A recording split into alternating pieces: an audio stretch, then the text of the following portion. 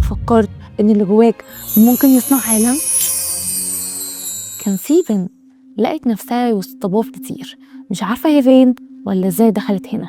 فجأة الضباب بدأ يختفي ولقت نفسها واقفة في وسط مدينة، بس شكلها مش عادي، نصها غرقان في الضلمة والنص التاني منور.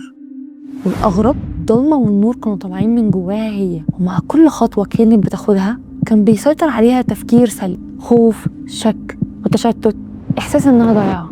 كل ما ده المدينة بتضلم أكتر، كأنها بتاخد طاقتها بمشاعرها السلبية. سمعت صوت هادي جاي من جواها بيقول لها غيري أفكارك ودعي المدينة تشرق بالنور. خدت نفس عميق وبدأت تفكر في كل اللحظات اللي كانت مليانة إيمان وحماس وثقة وفخر. وفجأة المدينة نورت، استوعبت فجأة إنها مش جوه المدينة، كل حاجة حواليها كان انعكاس للي جواها. الحقيقة إن البنت دي هي أنا، وأرابيزما هي طريقتي اللي اخترت إن أنا أحاول بيها كل اللي أنا عايزة أقوله لقصص ما تتنسيش. أرابيزما بدأت بمجرد فكرة من دماغي في يوم، وها هي أرابيزما عالم القصص والسحر والخيال.